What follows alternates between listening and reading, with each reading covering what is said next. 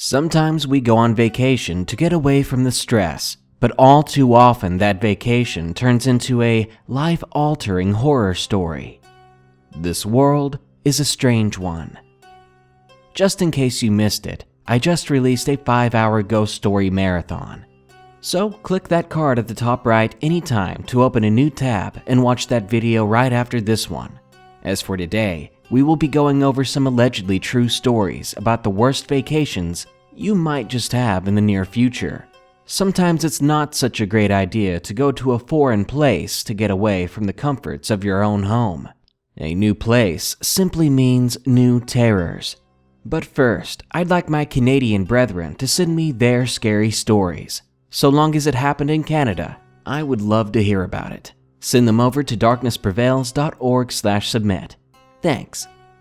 Now, pack your bags and let's tour the darkest depths of the earth.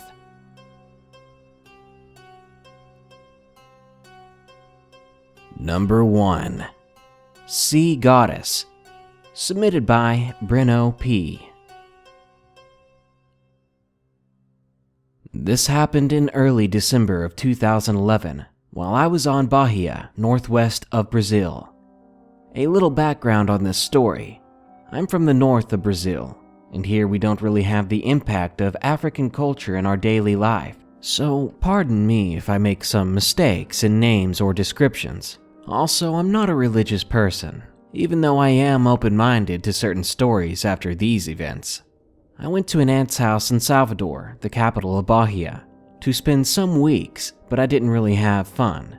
I'm not what you would call a party guy, and there was always a party going on, or a luau on the beach.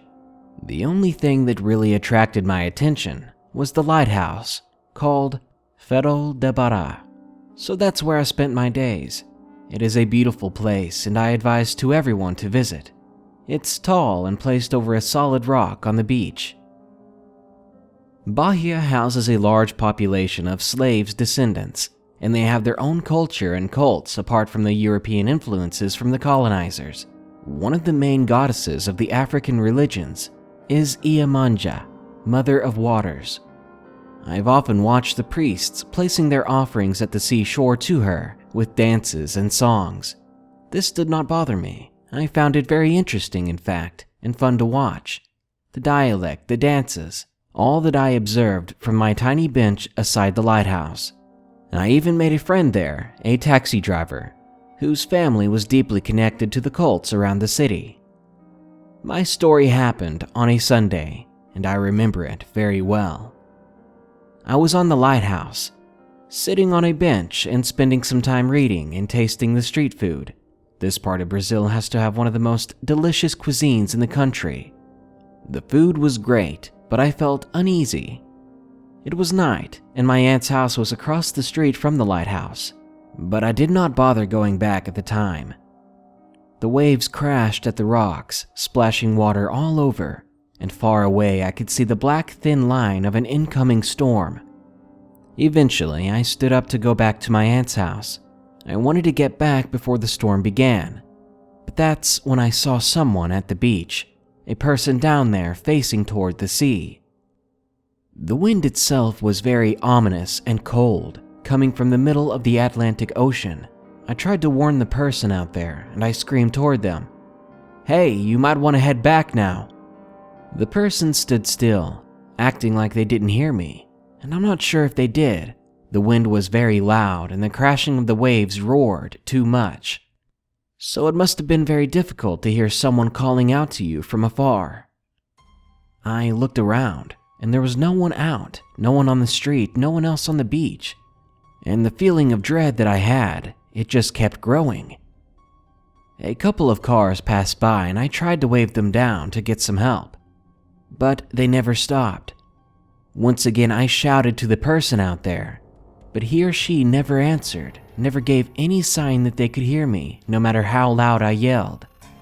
I began to think that this person was suicidal, and they were choosing the worst way to die, in my opinion, drowning in the sea in the middle of a storm. This was Brazil, and there were no cops. I returned and looked down again at the person.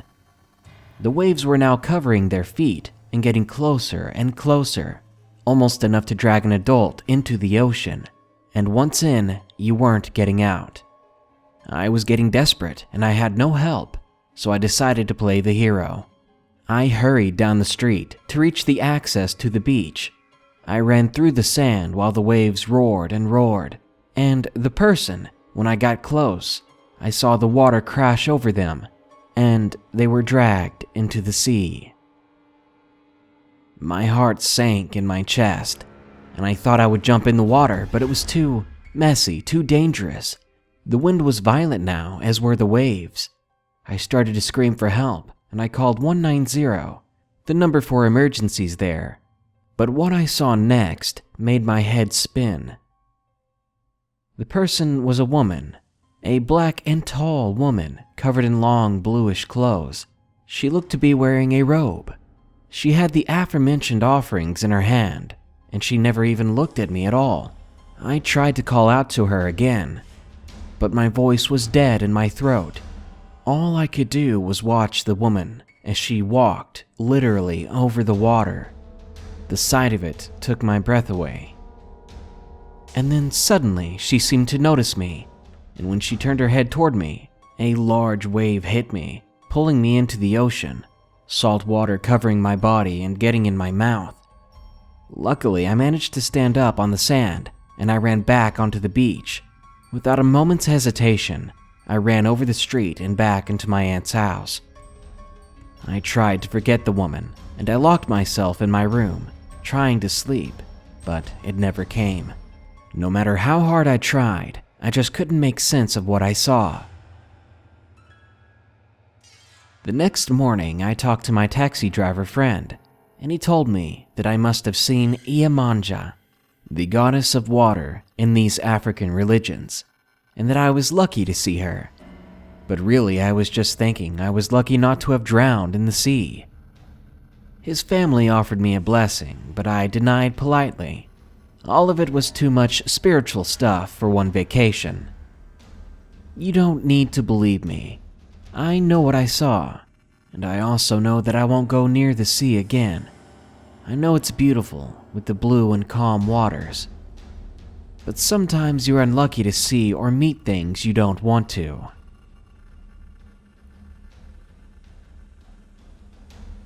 Number 2. The Past Does Not Rest. Submitted by Dr. MISTRAAF. 3 years ago, I spent my summer in Cuba with my girlfriend. We'll call her Anne for this story.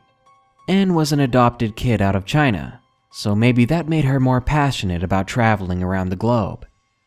So there we were, spending a summer touring in Cuba. It was a trip we would never forget, especially a certain night. We were looking for a new place to stay that day, so we ended up at a small cabin park. We checked in and spent the rest of the day at the pool.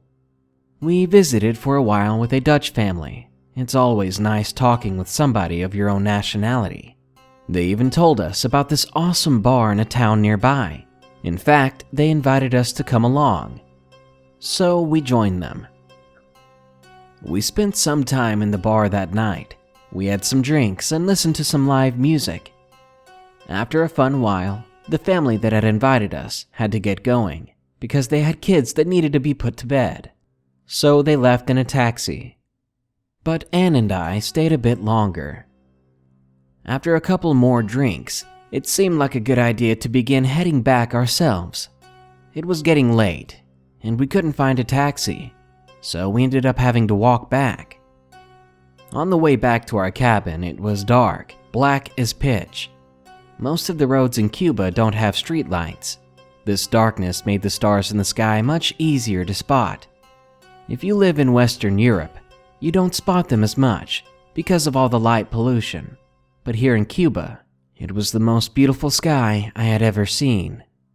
So Anne and I sat down for 5 minutes to watch the sky, and at one point, I saw this man.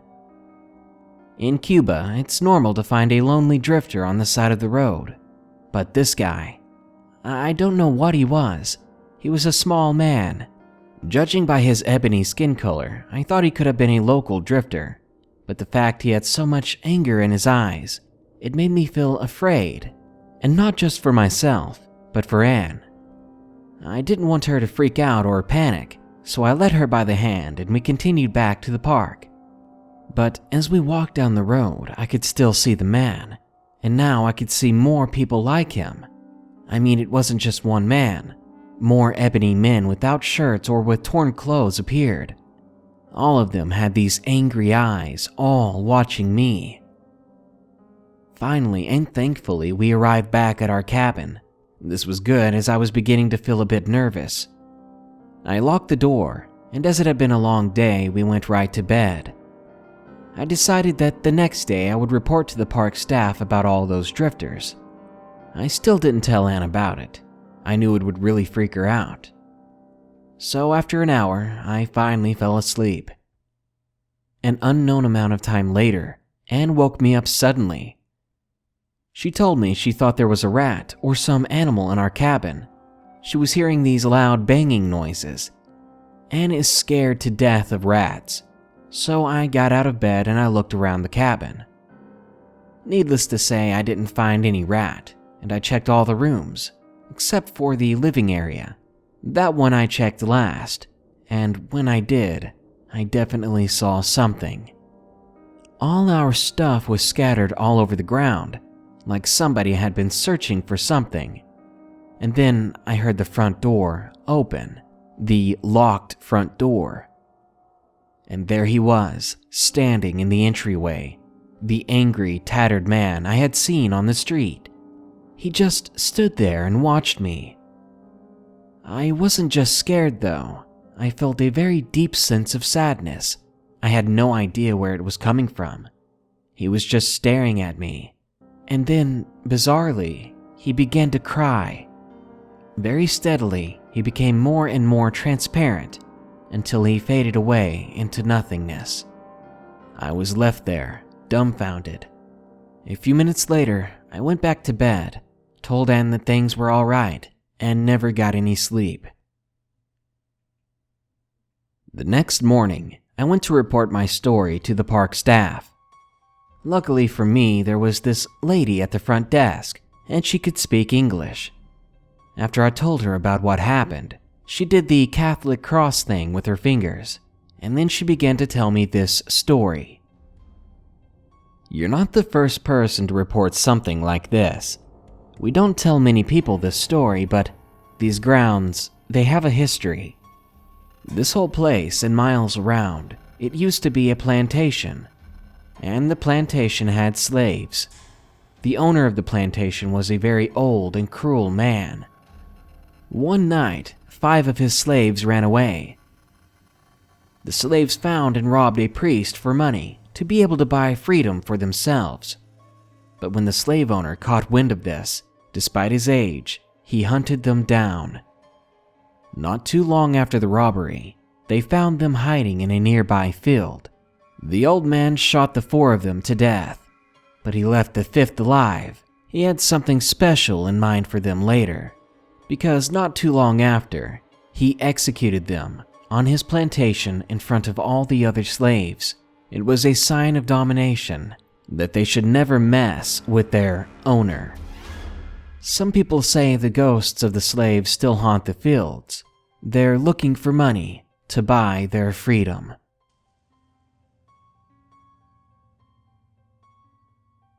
Number 3. Demon on Vacation. Submitted by David. This event occurred in 2012. Every year during February, we'd rent this beautiful house in Captiva, Florida. This house was a good walking distance from the beach, and we had a lot of memories there. Some good and some bad, but this vacation, the one I'm sharing with you here, it was one of the worst I've ever been on. After flying from LaGuardia Airport in New York to Fort Myers, we rented a car and we drove over to the house. The minute we walked into the house, something felt so off. This never happened in the previous years, but I tried not to think too much of it, though I'm sure we all felt it. That night, my dad and my sister and I were swimming in the pool when we were struck by the horrid smell of sulfur or rotten eggs. We had no idea where it was coming from, and my dad thought it was a skunk. So quickly, we ended our swimming session early. We got out of the pool and dried off, and went back inside. Soon after, we decided to call it a night. This was another red flag that I tried to ignore, but maybe I shouldn't have tried to ignore anything. At around 2 or 3 in the morning, I awoke to the sound of something breaking. I ran into the kitchen to see a plate shattered all over the floor. I thought it could have been my dad, since he's the one that usually gets up in the middle of the night. I thought this until the rest of my family came into the kitchen with me. I said I didn't break it, and they didn't really believe me, and I can't say I blame them. There really was no other explanation to it. As we were about to head back to bed, the worst of it happened. Dishes everywhere fell onto the ground as if they were being knocked off by some force we couldn't see, by someone who wasn't there.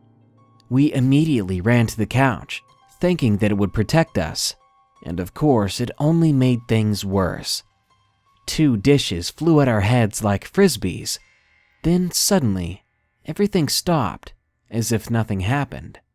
But there were broken dishes everywhere. We wrote the owners of the house a note saying that there was something very strange and bizarre going on there, that if they knew anything about it, to give us an email. My dad left them the money for the dishes, and we immediately left for the airport. We canceled our vacation early. To this day, I don't really know what happened to us there. Nobody does. Sometimes I think it was all just a dream, but I know it wasn't. My whole family witnessed it. Something sinister was staying with us that year, and we never dared to stay there again. Number 4. Past Life Flashback. Submitted by Elise P. My name is Elise, and I live in Michigan. I'm going from what my dad has told me, because honestly, I don't quite remember exactly what happened. So here goes. I'm 16 now, but this story took place when I was about 8 or 9 years old. In my 3rd grade class, we were doing a big project involving making a book in the alphabet. For each letter, we had to draw a moment in history. My teacher gave away 2 letters, one in particular being X. X for X marks the spot. I decided to do some research on this saying.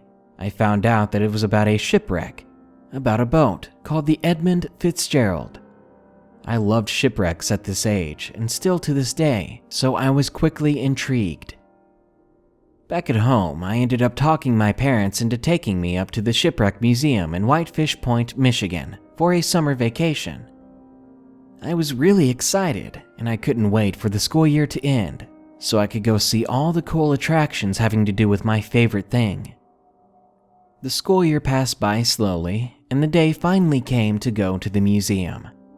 I remember walking into the doors and a short woman stamping my hand and my parents' hands with a marker.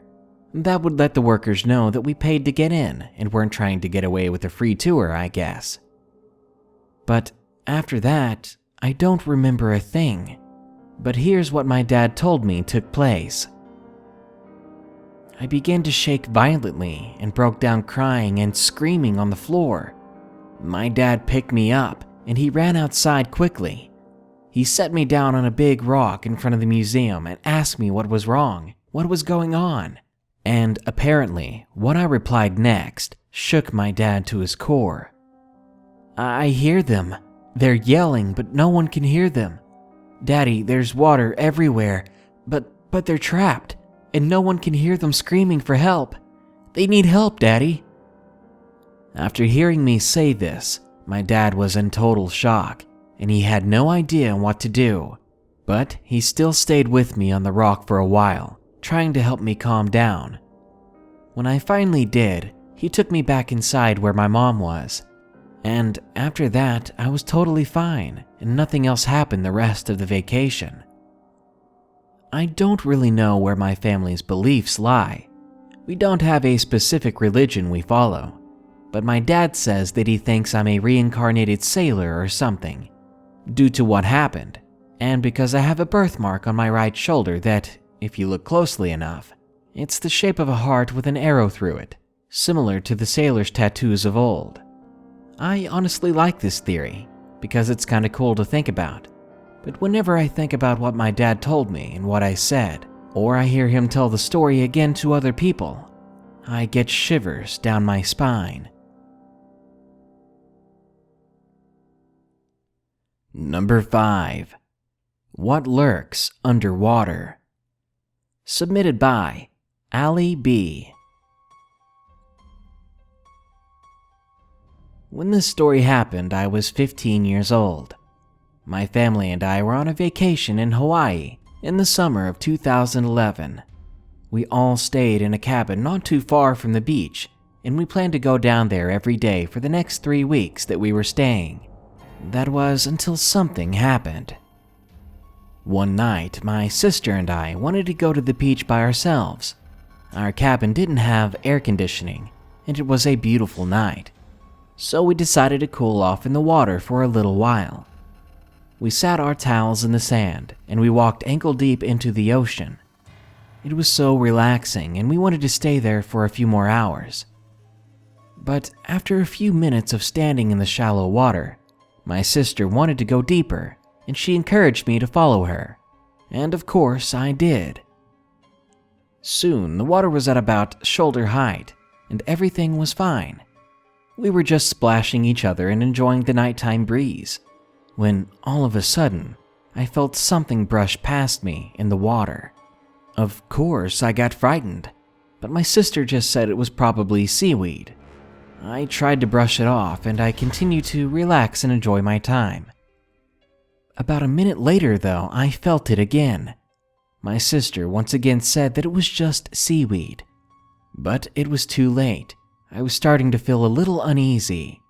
I didn't tell her, though, because I thought I was just being irrational, but I couldn't shake the feeling of danger around me.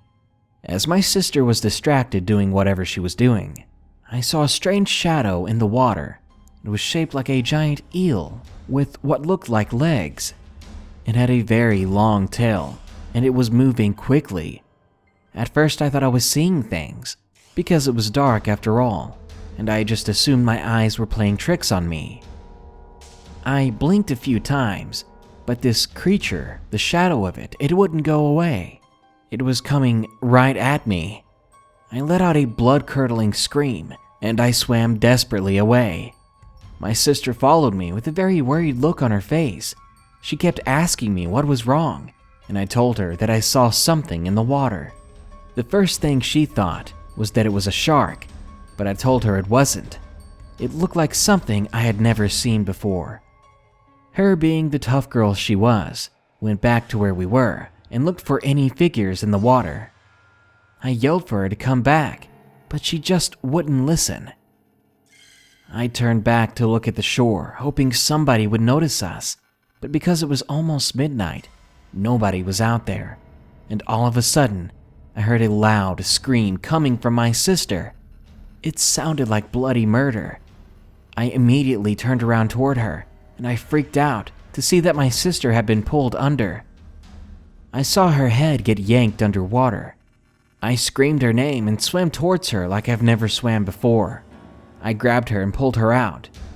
She was older than me and very strong, and this was the first time I'd ever seen her cry so much. She told me that something had grabbed her ankle and yanked her under. She also said that once she was underwater, she opened her eyes and she saw this weird creature. She described it as being black with amber eyes. It had short fin-like legs with a long eel-like tail. It sounded exactly like what I had seen. We noped out of there fast, grabbing our towels on the shore. Once we got back inside, we slammed the door so hard that I think one of the hinges broke. My mom came out from her room and saw us on the floor panting and crying. She gasped. She joined us on the floor and asked us what was wrong. We told her that there was a dangerous creature in the water. She looked at us and said, "Of course, it's the ocean, what do you expect?" But we tried to explain to her that this wasn't a normal creature, that we shouldn't go back to the beach. Mind you, this was only the 4th night, and we had planned a lot more visits to the beach. I'm pretty sure my mom began to believe us though. Maybe from how much we were hysterically crying and begging her not to go back there. She calmed us down and told us to get some sleep, and after several hours we eventually did. The next morning, my sister pounded on my door. She rushed in and leapt on my bed. She lifted up her pajama pant leg and revealed a gigantic hand-shaped bruise on her ankle. We immediately ran into our parents' room and woke them up. Their eyes took a while to adjust, and it took my mother a moment to realize exactly what she was looking at. But once she did, she quickly sat up and gave us a huge hug, saying, "I'll let the others know what happened." Now, we did go back to the beach, but we didn't go in the water at all, and we certainly didn't at night. Other than that, it was an amazing vacation, and it's definitely something I'll remember forever. Just remember, be careful at night, because you never know what's directly in front of you, let alone what's in the water.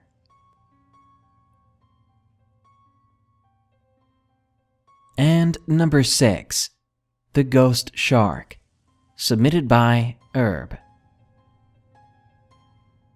This story took place this previous summer. I went on vacation in Greece, and I had always been one of those kids who loved the water and the ocean and all the animals in it.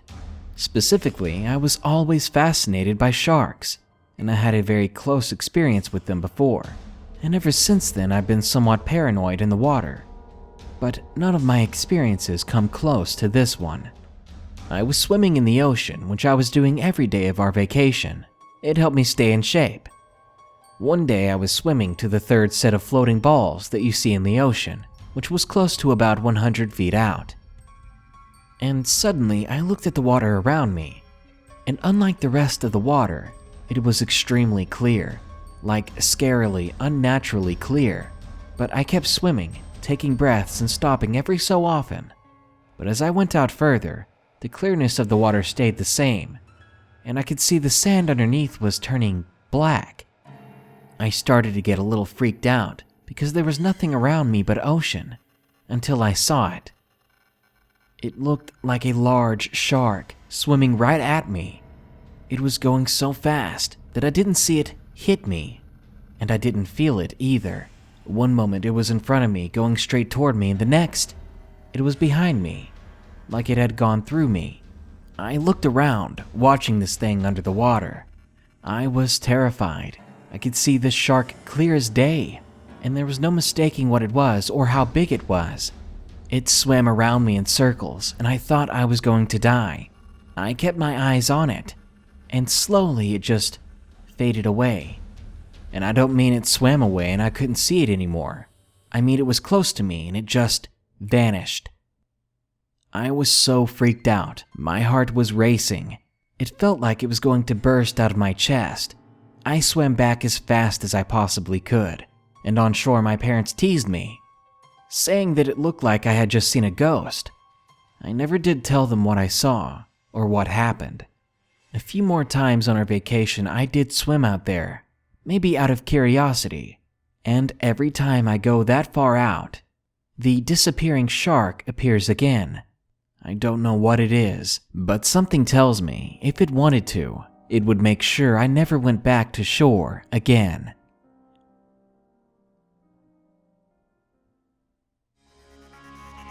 Everyone needs a good long break to reset. Life can get to you. Work can be tiresome. Yet going anywhere unfamiliar to you is always a bit of a risk. There will be culture shock and untold dangers. Who knows what creepy people prey upon the hapless tourists? Who knows what myths of their land come hunting for you the moment you set foot there? Good night. Be sure to hit that like button and to share this video with your friends if you'd like to support this channel. And if you've got your own story of horror, especially you Canadians, don't forget to to go to darknessprevails.org and send it over to us. Thanks.